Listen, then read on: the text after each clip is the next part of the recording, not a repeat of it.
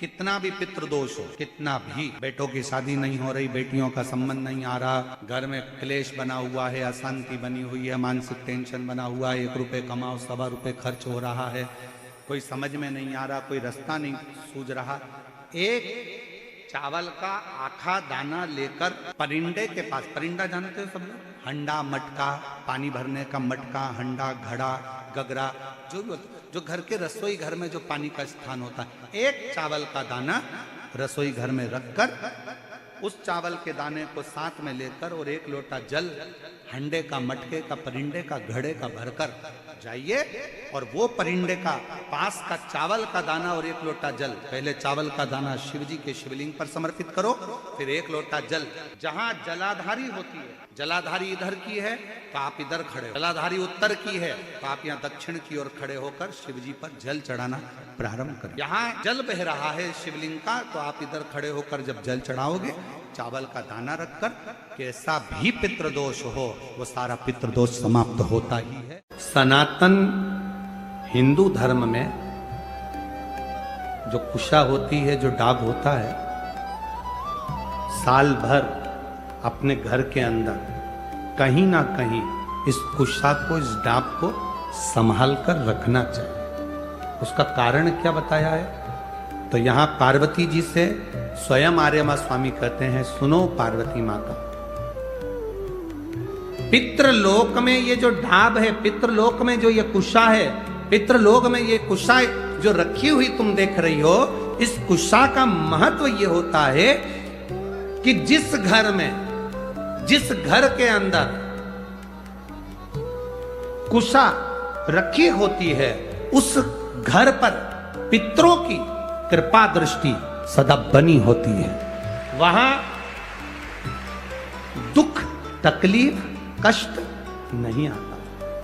कहते हैं अगर बहुत ज्यादा बीमारी है, कोरोना जैसी महामारी में भी अगर कोई वेंटिलेटर पर भी पड़ा हुआ है, बहुत रोगी है, एक हाथ में दूध लो, एक हाथ में जल लो, 5 बेलपत्र दोनों में डाल लो और उस व्यक्ति का नाम लेकर, भले उसको ऑक्सीजन लग रही है, उसका नाम लेकर, गोत्र बोलकर, कुमरुका जी का नाम लेकर श्री शिवाय नमस्तुभ्यम बोलकर शंकर पर चढ़ा दीजिए। सुबह, दोपहर, शाम, प्रदोष काल में 3 बार दिन भर में चढ़ाओ, 3 दिन के अंदर उसको अंतर आना चालू हो जाएगा। 3 दिन। आप ब्राह्मण को भोजन नहीं करा पा रहे हैं, मान लो आप गौ माता को रोटी नहीं दे पा रहे हैं, स्वान को भोजन नहीं दे पा रहे, कौवे को भोजन नहीं दे पा रहे हो, और मान लो गया ब्रह्म कपाली या कहीं पिंडदान नहीं कर पा रहे हो, तिलांजलि तर्पण नहीं कर पा रहे हो, तो एक काम जरूर करना, जल के पात्र में 2 बूंद गंगा जल डालना और वो गंगा जल शंकर को रोज 16 दिन तक चढ़ाइए, पितृदोष समाप्त हो जाए।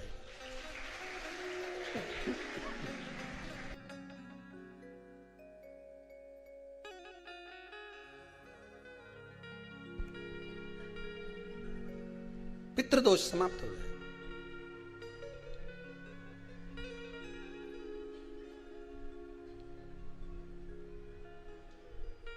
प्रतिदिन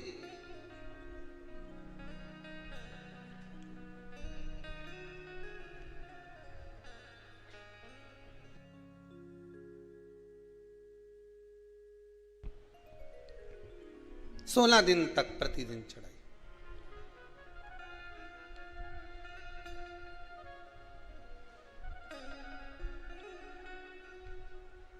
शिव महापुराण की कथा कहती है,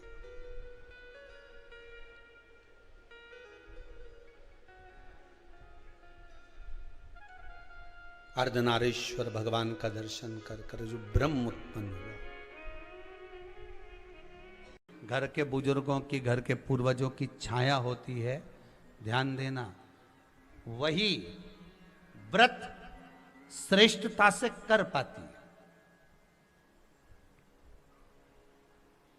व्रत की श्रेष्ठता उसमें अपने आप आ जाती है। अगर उसके साथ में अगर पितरों की कृपा है, तो पूर्वजों का अगर आशीर्वाद है, तो व्रत वो अच्छे से कर सकेगी।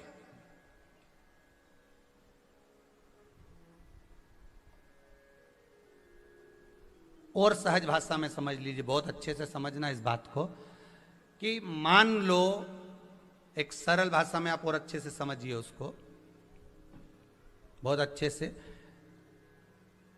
कि जिस व्रत के दिन आपका उपास है, सोमवार का, मंगलवार का, बुधवार का, गुरुवार का, तीज का, चतुर्थी का, पंचमी का, छठ का, किसी का भी अगर आपका व्रत है, और उस व्रत वाले दिन यदि आपको क्रोध आ रहा है, व्रत वाले दिन अगर आपकी प्रवृत्ति चिड़चिड़ी हो रही है, क्रोध आ रहा है, अपशब्द निकल रहे हैं, और रोना आ रहा है, क्रोध आ रहा है, बहुत सारे परेशानी उसी दिन तुम्हारे सामने आ रही है, समझ लेना कि तुम्हारे घर के पितृ भूखे जरूर है, अन्न भाग मांग रहे हैं।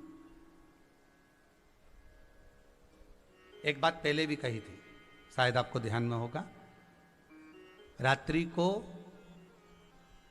सोने के बाद, विश्राम के बाद, एक बार कहा था, आप लोगों को याद होगा, कि सोने के बाद में 2 घंटे के अंदर अगर आपकी नींद खुलती है और खुलने के बाद यदि आपको भूख लग रही है, प्यास लग रही है, तो समझ लेना कि आपके पितर, आपके पूर्वज भूखे हैं, अन्न का भाग मांग रहे हैं, पानी पीने को मांग रहे हैं। उससे नहीं समझ सकते तो व्रत से समझो।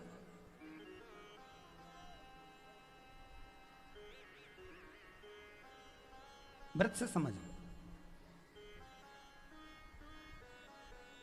मान लो आपने व्रत किया और आपकी प्रवृत्ति चिड़चिड़ हो रही है, क्रोध आ रहा है, अपशब्द निकल रहे हैं, ताने निकल रहे हैं, या कोई कुछ कहकर चले गया और आपकी आंखों में अश्रु भर रहे हैं, आपकी आंखों में आंसू आ रहे हैं, तो वो श्रेष्ठ व्रत नहीं हो सकता, उसमें दुख है।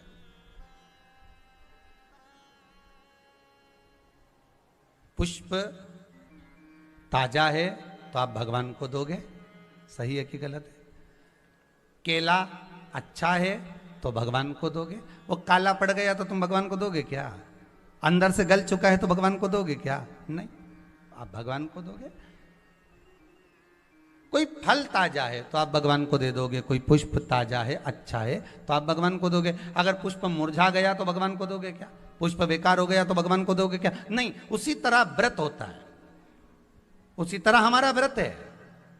जिस व्रत में हमको क्रोध आ रहा है, जिस व्रत में हम चिड़चिड़े हो रहे हैं, जिस व्रत में हम अपशब्द कर रहे हैं, जिस व्रत में हमको रोना आ रहा है, जिस व्रत में हम किसी की बात का ठेस हमको पहुंच रहा है और हम क्रोधित हो गए, हम रो दिए, हम चिड़चिड़ हो गए, समझ लेना वो फूल मुरझा चुका है, वो व्रत तुम्हारा बेकार हो चुका है, उसको भगवान स्वीकार नहीं करेगा।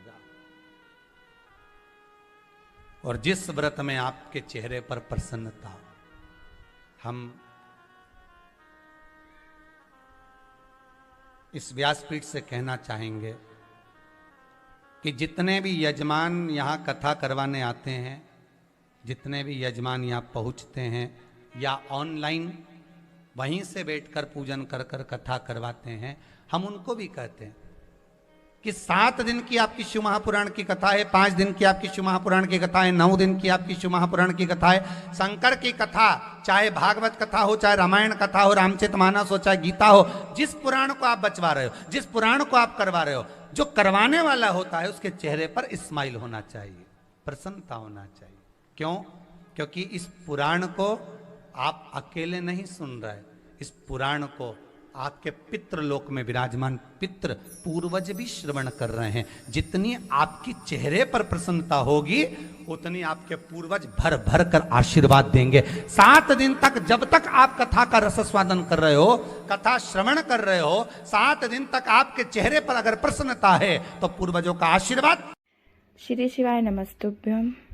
हर हर महादेव भक्तों, जैसा कि 20 नवंबर को अमावस्या है, अमावस्या के दिन करने वाले कुछ उपाय हमने आपको बताए हैं। अमावस्या का दिन पितरों को समर्पित होता है, इसलिए इस दिन पितरों को प्रसन्न करने के उपाय किए जाते हैं। वही उपाय हम पंडित प्रदीप मिश्रा जी द्वारा बताए गए उपाय हम आपके समक्ष लेकर आए हैं।